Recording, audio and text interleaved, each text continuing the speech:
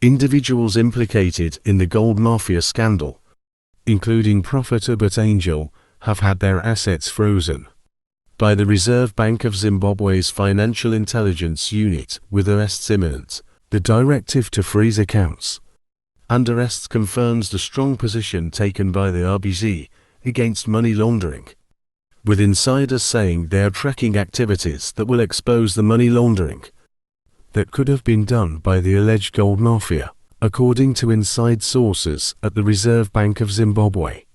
More assets have been frozen of those implicated in gold smuggling, money laundering, bribery, and other corrupt activities, whose self-incriminating comments are contained in the documentary. Ewan Macmillan, Kamlesh Patni, Uebert Angel, and Simon Rudland were reported to banks on March 30th, listing all accounts and assets held by these people, including their balances, said an insider, part of a memo sent to banks' heads of compliance. Seen by the Herald read, "Submit confirmation that the accounts have been frozen. No funds should be transferred from the frozen account until the Financial Intelligence Unit has finished its investigations. The directive is with immediate effect," said the source. In the Al Jazeera documentary, Angel is captured offering to Al Jazeera's undercover reporters that he could use his diplomatic cover to carry large volumes of dirty cash into Zimbabwe as part of a laundering operation, also involving gold smuggling, and he is captured repeatedly. Name-dropping the president's name, the Kenyan-born Patni, who calls himself Brother Paul, features as one who could help the undercover reporters launder more than $100 million United States dollars. A boastful Macmillan is portrayed in the same vein as Rudland as smugglers who have deals with Fidelity to deliver gold bought from small-scale miners to the refinery. They then export it to Dubai and allegedly provide hard currency for Zimbabwe. But like Patni and Angel, this mechanism was portrayed as also allowing him to launder millions of dollars. In an earlier memo seen by the Herald, the FIU directed that the assets of Cleopas Chidodo, David Chirozvi, Melululi Dube, and Frederick Kunoka be frozen. You are being directed to immediately identify and freeze all assets of the following individuals: Cleopas Chidodo, David Chirozvi, Melululi Dube, and Frederick Kunoka. May you also freeze all assets of legal persons and arrangements associated with them. Kindly treat this request as urgent.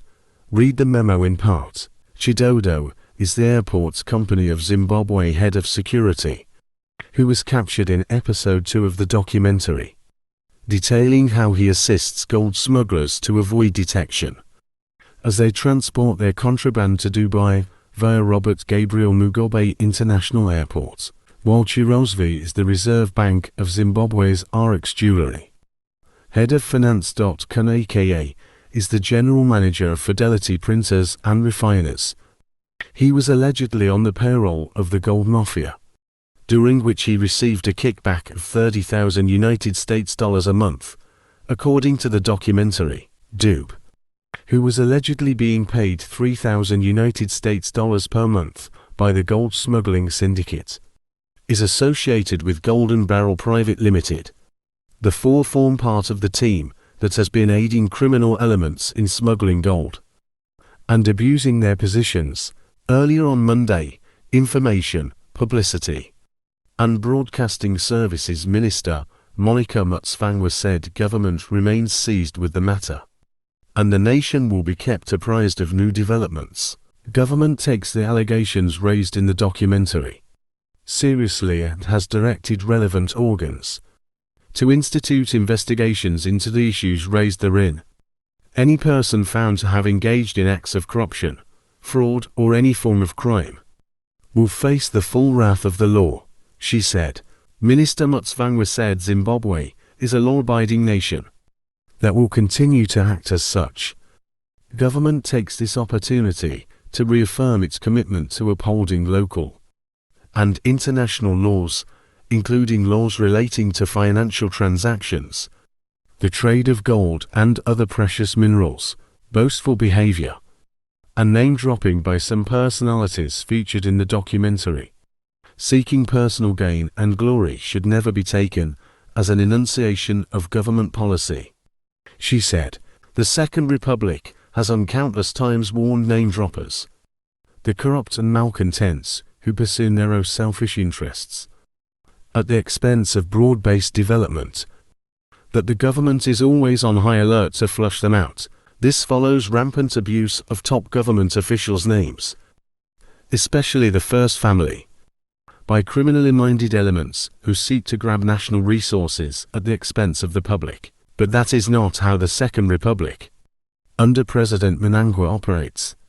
Since the first citizens' emphasis has always been on honest hard work,